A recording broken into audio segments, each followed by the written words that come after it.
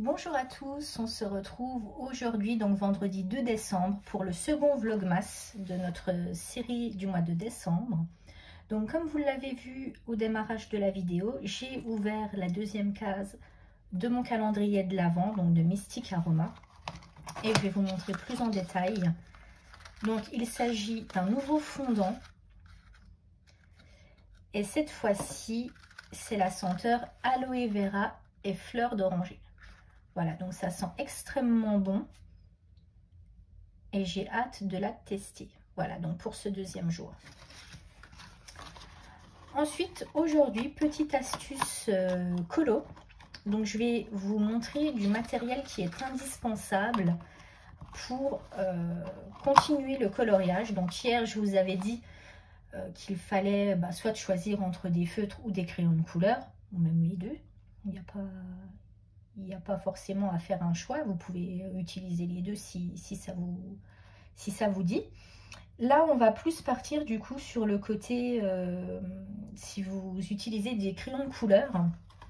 Donc le petit matériel qu'il faut avoir également lorsqu'on colorie au crayon de couleur. Donc pour ma part, le premier objet qu'il faut avoir, c'est la gomme électrique. Vous pouvez avoir des gommes comme un crayon de papier, mais au bout c'est la mine d'une gomme. Alors je m'excuse, je suis en train de voir à la caméra, mon pouce c'est, il faut le dire, dégueulasse, mais je me suis blessée et pour le moment c'est comme ça, donc je suis désolée, ça fait pas super à la caméra, mais je peux pas faire autrement. Donc la gomme, je vous conseille d'utiliser une gomme fine puisque des fois vous allez déborder. Et pour ne pas avoir à gommer ce que vous avez fait et qu'il faut conserver, mais si vous voulez juste gommer la petite partie où vous avez dépassé, c'est mieux d'avoir une gomme de précision. Donc la gomme électrique, elle fonctionne très bien. Et comme vous pouvez le voir, donc là, elle est assez utilisée. On peut la remonter à chaque fois. Donc moi, je l'ai acheté il y a plusieurs embouts. Donc je dois bien en avoir une dizaine ou une vingtaine. Pour le moment, depuis que je l'ai, j'en ai utilisé 2. Après, tout dépend du niveau d'utilisation de la gomme. Je l'utilise pas trop souvent parce que j'arrive quand même à pas trop déborder, mais quand je déborde, je suis bien contente de l'avoir et c'est très précis et ça gomme très bien. Donc c'est une gomme électrique, vous avez dedans des piles. Alors beaucoup d'entre vous, si vous en avez, vous avez peut-être la Derwent. Moi j'ai celle-ci, donc c'est la Art & Fly, je l'avais achetée sur Amazon une dizaine d'euros. Et elle est exactement pareille que la Derwent. Il n'y a pas à tergiverser, c'est exactement pareil. Et dedans, vous avez des piles. Hop. Voilà, ce sont des petites piles comme ça. Et pareil, les piles, elles durent très longtemps. Je crois que je les ai changées une fois depuis que je l'ai. Donc, c'est top. Et quand les piles arrivent en fin de vie, vous sentez que la gomme, elle a du mal... vous avez du mal à la lancer et vous avez du mal à gommer avec. Voilà. Donc ça, c'est le premier indispensable à mon sens quand on fait du colo. Ensuite, le deuxième indispensable, c'est le taille-crayon. Il y a beaucoup de taille-crayon et en fait, quand vous débutez le coloriage, souvent, vous allez prendre un taille-crayon basique, un taille-crayon d'écolier. Mais ce qu'il faut savoir, c'est qu'un taille-crayon d'écolier, vous avez des gros copeaux qui se forment quand vous taillez le crayon. Et du coup, vous allez user beaucoup plus vite votre crayon de couleur. Alors, vous pouvez avoir une mine du coup qui est très pointue, mais vous allez les user beaucoup plus vite. Moi, ce que je vous conseille, c'est d'avoir un taille-crayon comme ceci. Donc là, c'est le DAL 133. Je l'ai moi depuis quasiment le début, puisque j'avais un autre taille-crayon à Faber-Castell, mais qui faisait des copeaux. Donc mes crayons en prenaient un petit coup, donc j'évitais de trop les tailler. Et avec ça, en fait, vous n'allez pas avoir des copeaux, mais vous allez avoir de la sciure. Donc, je vous montre. Voilà, donc là, je l'ai vidé il n'y a pas longtemps, donc il n'y a pas grand-chose dedans. Mais voilà, ça fait de la sciure et pas des copeaux comme un taille-crayon classique. Donc, en fait, là, on est plus sur un aiguiseur plutôt qu'un taille-crayon classique. Je vous mettrai le lien en barre d'infos du produit. Donc, le DAL 133, moi, je l'avais payé 11 ou 13 euros à l'époque, mais là je crois qu'il est beaucoup plus cher, enfin beaucoup plus cher. Je crois qu'il est bien dans les 16-17 euros. Je vous mettrai le lien dans le descriptif, comme ça vous pourrez aller voir. Et donc quand vous voulez mettre votre crayon, en fait ce que vous faites, c'est que vous ouvrez cette partie-là, vous mettez votre crayon dans le trou. Donc j'aurais dû vous prendre un crayon. Ah, attendez, j'ai un crayon là. Bon, je vais prendre un crayon de papier. Donc vous mettez le crayon ici. Et là, avec la manivelle, vous allez tailler. Donc, tout le crayon était déjà taillé. Vous allez tailler votre crayon. Et là, avec cette partie qui se trouve ici, vous allez pouvoir régler la taille de la mine. Donc là, elle va être très pointue. Et ici, elle va être plus ronde. Donc c'est vraiment quelque chose que je vous conseille, un indispensable. Il faut vraiment l'avoir en priorité. C'est un petit coup, un petit achat dès le départ, mais franchement, vous ne serez pas déçus. Et moi, je l'ai depuis le début, il ne m'a jamais lâché. Voilà, je sais qu'il y en a qui ont déjà eu des petits soucis où il n'a pas tenu très longtemps. Après, je ne l'entretiens pas plus que ça, puisque là, vous voyez, vous avez... alors, c'est pas là, est-ce qu'on voit? Je sais pas. Là, en fait, vous avez, je sais pas si vous allez voir, on voit un petit peu, vous avez la fraise. Et visiblement, il y a certaines personnes qui disent que la fraise, elle prend un coup à force de tailler. Moi, pour le moment, j'ai jamais eu de problème. Donc après, ça dépend peut-être de certains modèles. C'est comme tout, hein, il y a toujours des fois des articles avec des défauts de fabrication. Le mien, il tient le coup.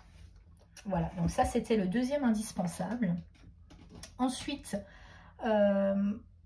pour moi, après, il y a deux indispensables. Alors, c'est pas une obligation, mais moi, je colorie en fait en mettant ce gant. Donc, vous avez déjà dû le voir tourner. Colorel, elle en met un aussi quand elle colorie. Donc, vous le mettez sur la main avec laquelle vous coloriez. Et en fait, ça vous évite d'étaler du pigment sur votre feuille et d'avoir des marques. Puisque quand vous faites comme ça avec votre main, vous allez étaler le pigment. Alors qu'avec le gant, ça ne va pas l'étaler. Alors, je vous avouerai que même en l'utilisant, j'ai quand même, quand je fais des colos qui sont assez longs, il y a quand même pour moi des petits résidus qui se mettent et du coup, le papier n'est plus blanc à certains endroits. Donc, ce que j'essaye de faire, moi, je suis droitière, donc j'essaye toujours de commencer de la gauche et d'aller vers la droite. Comme ça, j'étale le moins possible. Puisque si vous êtes droitier et que vous commencez à droite, bah forcément... vous allez continuer vers la gauche et vous allez mettre votre main à chaque fois sur ce que vous venez de faire. Donc je vous conseille vraiment de commencer par le côté opposé de la main avec laquelle vous coloriez. Donc pour les droitiers, commencez à gauche et aller vers la droite. Et pour les gauchers, commencez de la droite et aller vers la gauche. Voilà, donc je vous mettrai aussi le lien des gants en barre de description. Je crois que j'en ai eu 3, c'était un lot de 3, donc vous pouvez tourner, je les ai déjà lavés, alors je les lave sous l'eau au robinet avec un peu de lessive à main et franchement ça va très bien.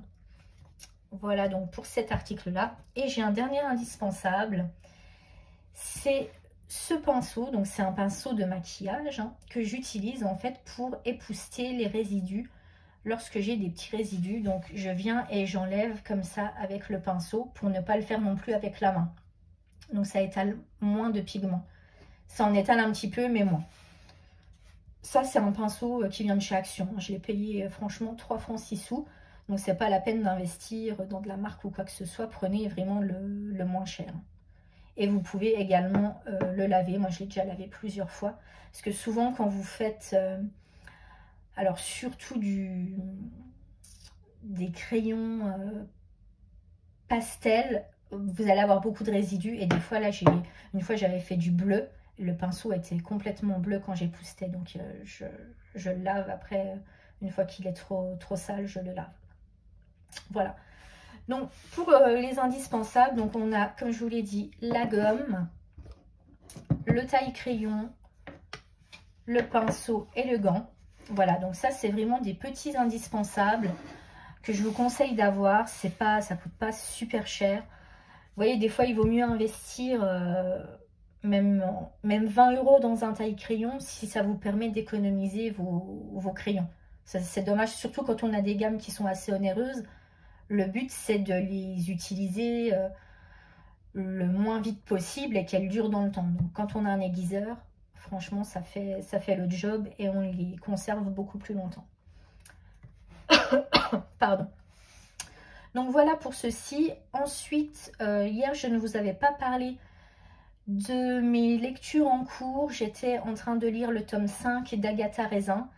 Donc, je vous mets l'image du livre. Je l'ai lu sur la liseuse et je l'ai terminé, donc je ne vais pas vous ouvrir la liseuse. Je vais vous mettre l'image du livre ici. Et en fait, donc, si vous suivez les aventures d'Agatha Raisin, c'est du Cosy Mystery. Donc, Agatha Raisin vit dans les Colso. Elle devait se marier avec son voisin qui s'appelle James.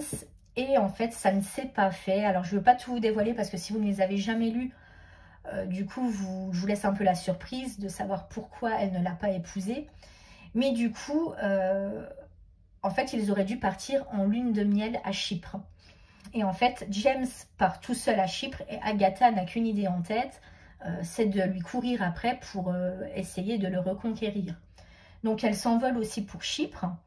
Et là, en fait, elle va se mettre à le chercher. Et elle va aussi, alors je ne vais pas dire se lier d'amitié parce que c'est pas le bon terme. Elle va rencontrer un groupe de personnes, donc des Britanniques, qui sont également en vacances sur l'île, qu'elle n'apprécie pas forcément. Et puis, il y a quelqu'un dans ce groupe qui va trouver la mort. Et du coup, Agatha, comme à son habitude, va mener l'enquête. Donc, au départ, James va l'aider. Et puis, en cours d'histoire, il y a toute une série d'événements qui font que James... en fait, je n'aime pas du tout le comportement qu'il a avec elle, parce qu'il la repousse à chaque fois, alors qu'on voit bien qu'il l'aime, mais il la repousse sans arrêt.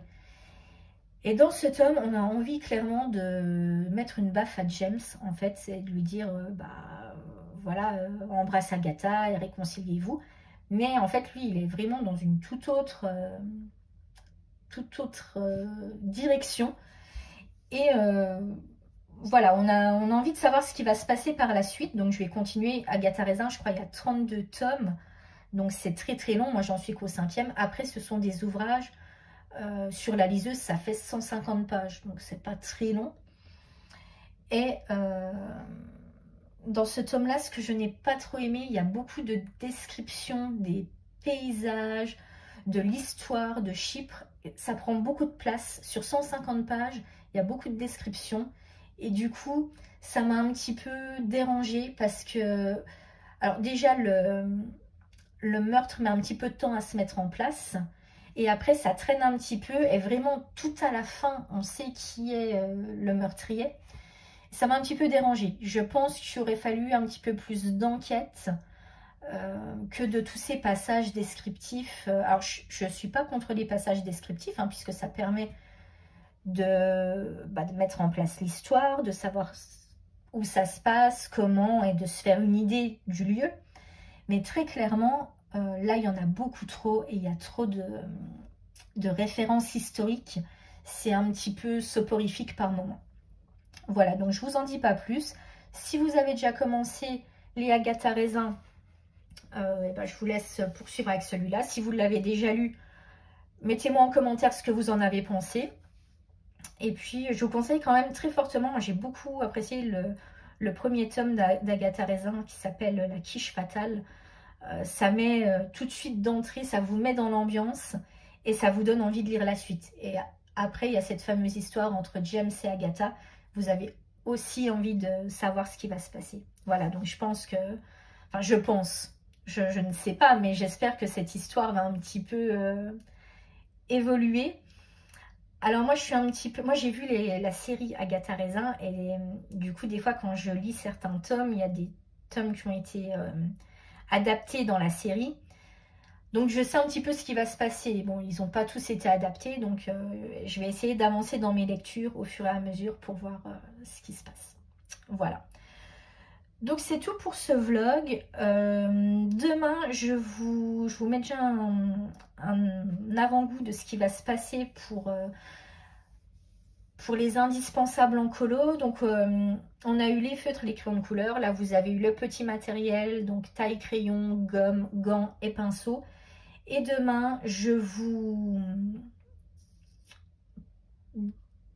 montrerai, je vous montrerai pour moi des livres qu'il faut avoir impérativement entre guillemets. Alors, je vous dis pas que c'est celui-ci qu'il faut avoir, mais à mon sens, ce sera des livres. Alors, il y aura un livre mystère, un livre hors Disney, un livre Disney. Voilà, pour que vous puissiez vous donner une idée. Alors, je vous dis pas que c'est ceux-là qu'il faut avoir absolument, mais à mon sens, ils sont quand même assez sympathiques et ça vous laisse un petit panel pour tester ce qui vous fait envie. Il n'y a pas besoin forcément d'avoir 15 000 livres. Franchement, si vous en avez 3 ou 4, ça suffit déjà largement. Donc, c'est vrai que des fois, on se laisse un petit peu pousser à la consommation quand on voit toutes les vidéos de présentation, forcément. Mais vous verrez demain que avec 3 ou 4 livres, on peut très bien faire de très belles choses. Voilà, donc je vous laisse ici pour aujourd'hui, pour ce deuxième vlogmas. J'espère que ça vous a plu. Et puis, on se retrouve demain pour le vlogmas numéro 3. Bye!